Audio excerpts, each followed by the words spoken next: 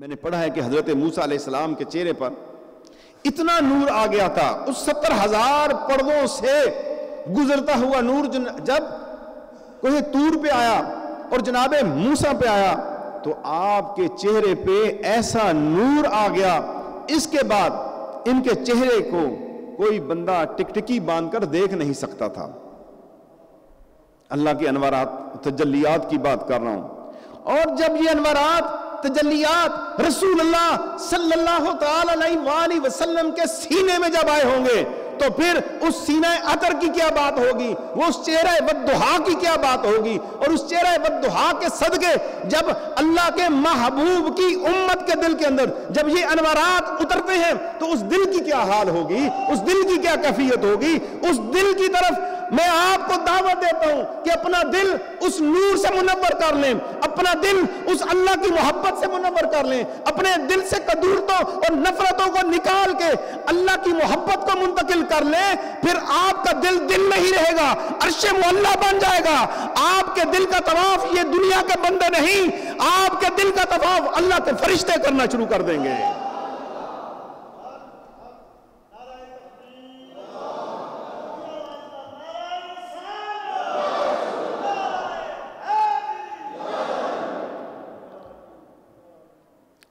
حدیث کی کتابوں میں بھی آتا ہے کہ جنتی لوگ جب جنت میں جائیں گے، جنتی مخلوق کے حسن و جمال کو دیکھیں گے تو دیکھتے ہی 70 سال تک ٹکٹکی بند کر ان کو دیکھتے رہ جائیں گے۔ جو اللہ نے جنتی مخلوق بنائی ہے، ابھی رب سے دیدار ہونا ہے، اس سے پہلے کی بات کر رہا ہوں۔ دنیا کی مصیبتوں سے نکلا ہوا انسان، دنیا کی مصیبتوں کے ساتھ جھگڑ کر اللہ کی رضا کو پانے والا انسان، دنیا کی غربت اور مفلسی سے پریشان نہیں ہوا، قائم رہا، لا الہ الا اللہ محمد رسول اللہ پر قائم رہا۔ جب خدا کی بنائی حسین مخلوق کو جنت میں دیکھے گا تو 70,000 تک ٹکٹکی باندھ کر ایک مقام پہ کھڑا حیران و پریشان رہ جائے گا۔ 70,000 سال تک اسے کوئی خبر ہی نہیں ہوگی کہ جنت بھی کوئی ہے۔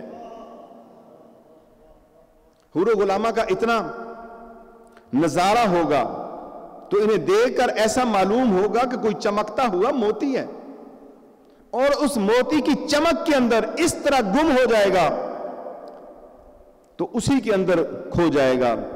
اور جب جنتی انہیں دیکھیں گے تو یہ ایسا حسن ہوگا کہ 70 سال تک دیکھتا رہ جائے گا اور اسے احساس بھی نہیں ہوگا، اور پھر وہ جنت میں رہنا شروع کر دے گا۔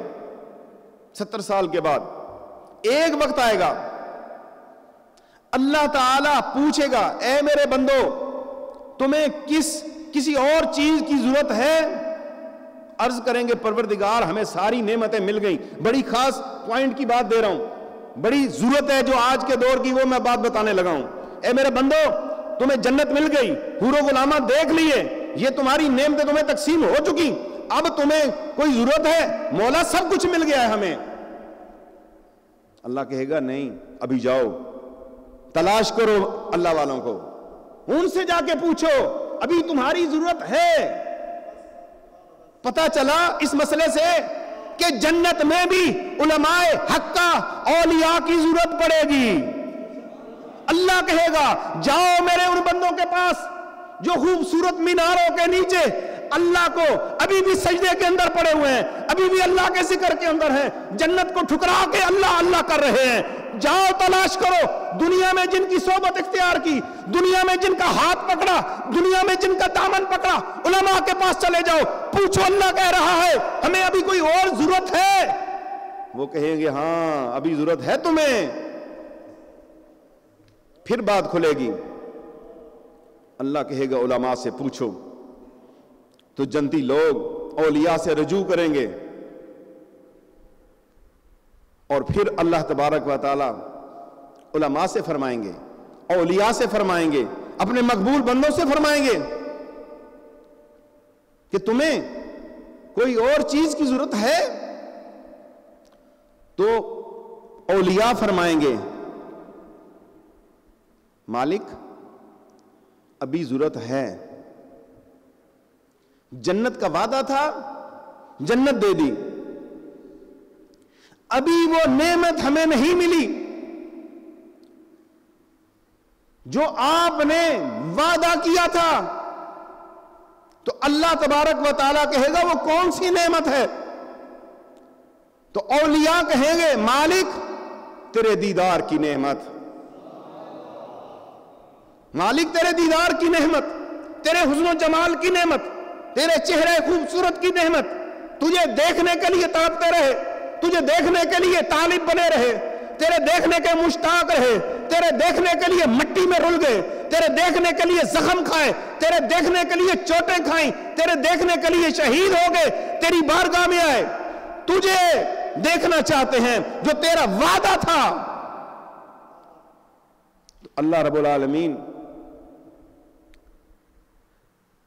ان سب کو کہیں گے۔ اب میں آج وہ جگہ بتانا چاہتا ہوں جہاں اللہ کا دیدار ہونا ہے۔ جمعۃ الوداع کا خطبہ ہے۔ اب جب یہ بات، یہ ساری اللہ اور اللہ کے بندوں اور اللہ کے مقبول بندوں کی ہو چکی ہوگی، تو اللہ فرشتوں کہے گا انہیں جنت عدن میں لے آؤ۔ آج وہ وعدہ بھی پورا کر دیتے ہیں۔ تو جنت عدن کے اندر وہ مقام ہے جہاں پر اللہ تبارک و تعالی جل شانہ کا دیدار نصیب ہونا ہے۔ اپنی آنکھوں کو بےتاب رکھیے، ان آنکھوں کے اندر تڑپ رکھیے، ان آنکھوں کے اندر جستجو رکھیں۔ یہ آنکھیں جب کوئی اہل اللہ دیکھے تو وہ سمجھ جائے کہ یہ آنکھیں بے قرار ہیں اللہ کے دیدار کے لیے، اور وہ پوری کی پوری اس پہ نظر دوڑا کے اس کو اہل اللہ بنا دے۔ پیشانی پہ جب نظر دوڑاتے ہیں نا اولیاء، وہ دیکھتے ہیں کہ اس کے اندر حرص کتنا ہے، اس کے اندر دنیا کی محبت کتنی ہے، اس کے اندر نور کتنا ہے، یہ چاہتا کیا ہے، اس کی طلب کیا ہے، اس کا راستہ کیا ہے، اس کا موڑ کیا ہے، اس کی منزل کیا ہے، اس کے مطابق اس کو عطا کر دیتے ہیں۔ تو پھر زندگی بنتی ہے انسان کی۔ انہیں جنت عدن میں لے آؤ، اور یہ جنت عدن وہ جنت ہے جس میں اللہ تبارک و تعالی تمام جنتیوں کو ان اولیاء کے صدقہ اور وسیلہ سے جو سوال کریں گے اپنا دیدار کروائیں گے۔ باقی جنتوں کو تو فرشتوں نے بنایا، باقی جو جنتیں تھیں اللہ نے فرشتوں کی ڈیوٹی لگا دی، یہ جنت بنائی ہے تم نے۔ جنت عدن کو اللہ نے خود بنایا، جنت عدن کو اللہ نے خود بنایا اور کہا ایسی جنت بن جا جس میں میرے چاہنے والے تیرا دیدار کرنے کے لیے آئیں گے، میں موجود ہوں گا، میرے محب موجود ہوں گے، اور کچھ بھی نہیں ہوگا۔ بن جا، اللہ کے حکم سے وہ بن گئی۔ اس جنت عدن کی دعوت دے رہا ہوں، اس جنت عدن کا حریص بنا رہا ہوں، اس جنت عدن کی فکر دے رہا ہوں، اس جنت عدن کے اس مقام کا دعوت دے رہا ہوں۔ جمعۃ الوداع کی یہ 7 گواہیں اس فقیر نے آپ کو دعوت دیتی ہے، جنت عدن کی حرص اور لالچ اور تمنا اپنے دل کے اندر رکھ لو، دنیا کی ساری لالچیں نکال دو۔ تو پھر جنت عدن کے اندر وہ خوبصورت چہروں والے لوگ آ جائیں گے، اور جنت عدن کو پروردگار نے بنایا ہے، اور پوری جنت عدن کے اندر جتنے بھی پتے ہیں سب پہ لکھا ہے سبحان اللہ، الحمدللہ، لا الہ الا اللہ، اللہ اکبر۔ ہر پتے کے اوپر یہ لکھا ہوا ہے۔ پھر آپ اندازہ لگائیں کہ یہ تسبیحات کتنی معزز ہیں۔ سبحان اللہ، سب پڑھیں سبحان اللہ، سبحان اللہ، سبحان اللہ، الحمدللہ، الحمدللہ، الحمدللہ، لا الہ الا اللہ، لا الہ الا اللہ، لا الہ الا اللہ، لا الہ الا اللہ، لا الہ الا اللہ، انگلی کا اشارہ کر کے لا الہ الا اللہ، لا الہ الا اللہ، لا الہ الا اللہ، لا الہ الا اللہ، لا الہ الا اللہ، لا الہ الا اللہ، لا الہ الا اللہ، لا الہ الا اللہ، لا الہ الا اللہ، اللہ اکبر، اللہ اکبر، اللہ اکبر، اللہ اکبر، اللہ اکبر۔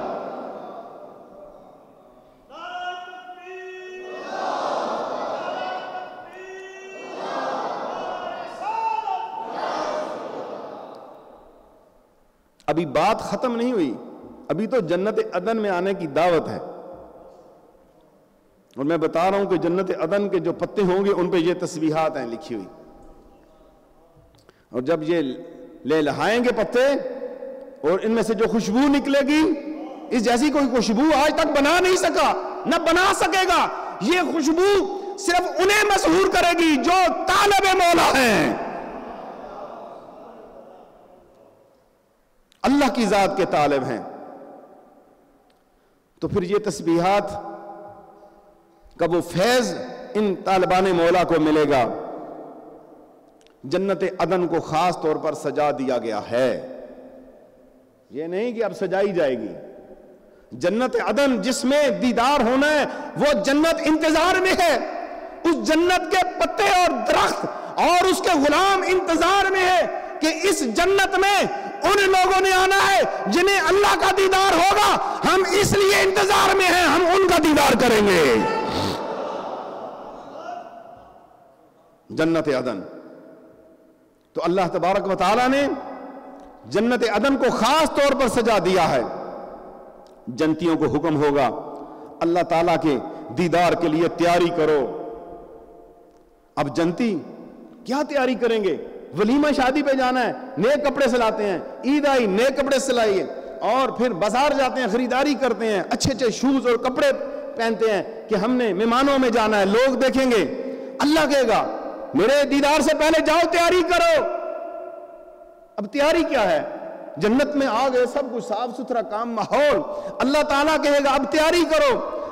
اس جنت میں، جس جنت میں تم نے میرا دیدار کرنا ہے، جیسے دنیا میں لوگ شادی بیاہ کی تقریب کی تیاری کرتے ہیں، چنانچہ ایک بازار اس کی طرف رخ کر دیا جائے گا جہاں پر انسان کو وہ حسن و جمال ملے گا کہ وہ ایسا حسن و جمال کہ جب یہ جنتی لوگ دیدار پانے والے اس بازار کی انٹری سے داخل ہوں گے، وہاں جا کر جو ہی اس میں داخل ہوتے جائیں گی ان کی دنیا کی شکلیں بدل جائیں گی. یہ شکلیں نہیں رہیں گی دنیا والی. اگر ادھر سیاہ تھا تو وہاں کا رنگ جنتی گورے رنگ کو دنیا کے گورے رنگ پر منحصر نہ کرنا.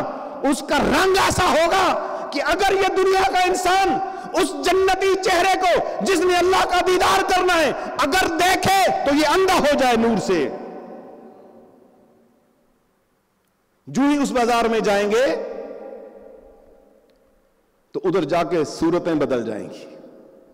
اتنا خوبصورت بازار ہوگا، ادھر آئینے لگے ہوئے ہوں گے. وہ سمجھے گا کہ یہ چیزیں میرے لیے پڑی ہوئی ہیں. جو ادھر جائے گا خود بخود جو ہے خیال کرے گا یہ لباس مجھے چاہیے، خود بخود لباس جسم پہ آ جائے گا. اس طرح صورتیں اور شکلیں نظر آئیں گی، کہے گا ایسے ہے تو وہ ایسی شکل بن جائے گی. وہ اپنی مرضی سے اپنی شکل کو لے کے اللہ کی بارگاہ میں واپس پہنچ جائے گا دیدار کے لیے.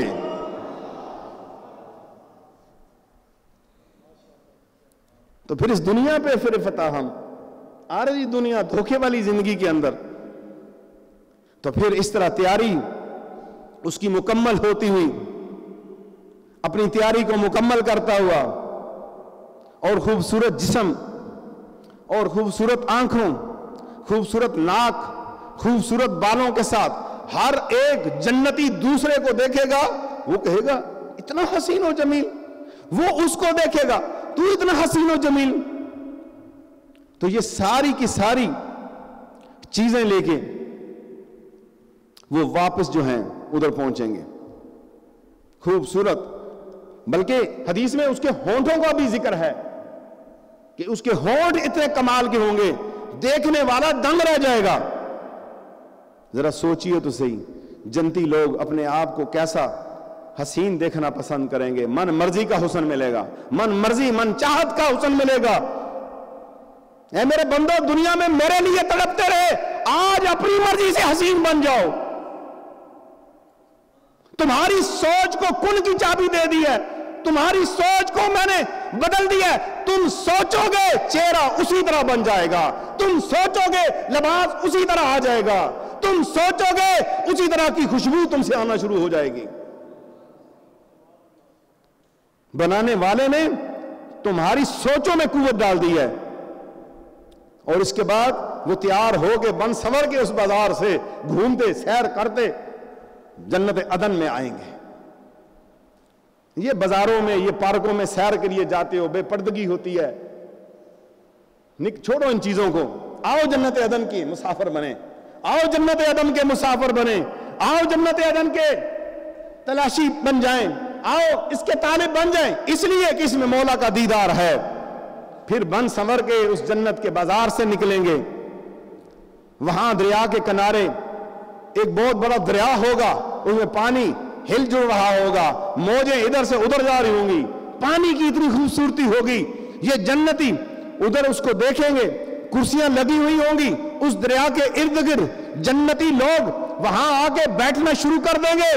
اتنے میں حضرت جناب سیدنا داؤد علیہ السلام زبور کی تلاوت فرمائیں گے، اور حضرت زبور علیہ السلام کی آواز میں اتنی تاثیر ہے کہ بہتا پانی بھی رک جایا کرتا تھا، اور پرندے اڑتے اڑتے نیچے گر جایا کرتے تھے، پہاڑ آپس میں جڑ جایا کرتے تھے، اس طرح سے اللہ کے کلام کی تلاوت کیا کرتے ہیں۔ اور پھر جب ان کی ختم ہوگی، اس کے بعد ایک بہت بڑا منبر ہوگا، اس منبر پہ سارے جنتی دیکھیں گے کہ میرے اور آپ کے آقا و مولا رحمت للعالمین خاتم النبیین صلی اللہ علیہ وسلم قرآن مجید کی تلاوت کر رہے ہوں گے، ہر ایک اس طرح وہاں پہ بیٹھا ہوگا کہ اس کے اندر روح ہی نہیں ہے۔ پہلے آقا صلی اللہ علیہ وسلم کی تلاوت سماعت ہوگی، اس وقت کتنا مزہ آئے گا، کتنا مزہ آئے گا۔ پھر اللہ رب العزت، اس کے بعد کیا ہوگا؟ حضرت داؤد کی تلاوت، اس کے بعد رسول اللہ کی تلاوت، پھر آپ نے بڑی تلاوتیں سنی ہیں، آپ نے بڑے قاری سنے ہیں، آپ نے بڑے حفاظ سنے ہیں۔ آج بتاؤں جنت عدن کے اندر پھر اللہ سورہ یاسین کی خود تلاوت کرے گا، اللہ تعالیٰ سورہ یاسین کی خود تلاوت کرے گا۔ اس تلاوت میں جنتی اس طرح محو ہو جائیں گے کہ وہ کہہ دیں گے کہ یہ تلاوت ہوتی رہے، یہ آواز تو پہلے سنی نہیں، یقیناً نہیں سنی، اللہ کی آواز میں تلاوت۔ اس کی تمنا اپنے اندر پیدا کریں، سورہ یاسین کی تلاوت۔ تو جب اللہ تعالیٰ تلاوت فرمائیں گے تو ایک ہوا چلے گی، جنت کے درخت پتے ہلیں گے تو ان سے عجیب قسم کی آواز پیدا ہوگی، دلوں کے تار چھیڑنے کے لیے، دلوں کے تار پھر اس طرح چھڑ جائیں گے۔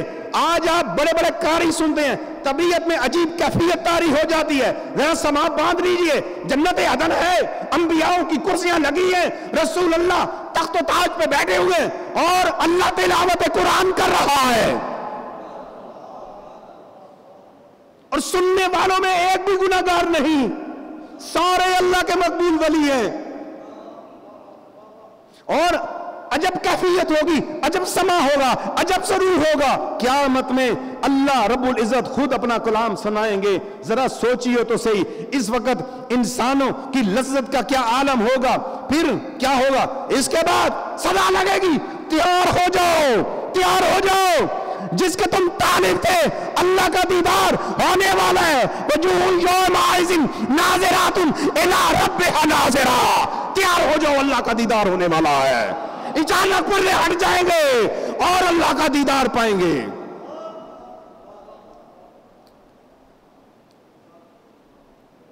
اللہ اکبر۔ اللہ تعالی، جمعۃ المبارک کا وقت ہو گیا ہے، ابھی یہ بات ختم نہیں ہوئی تھی، تیاری کیجئے دوستو۔ جس کو میں نے آپ کو ایک فکر دے دی ہے، وہ کیفیت کو میں نے کوشش کی ہے کہ آپ تک پہنچاؤں، آگے ابھی نظارے اور ہیں اس کے۔ پھر کیا ہونا ہے جب دیدار ہوگا، پھر کیا ہوگا، پھر تڑپ کیا ہوگی، پھر تو جنتی چیز کو دیکھ کے 70,000 کھڑا رہا، تو جنت بنانے والے، کائنات بنانے والے کا جب دیدار ہونا ہے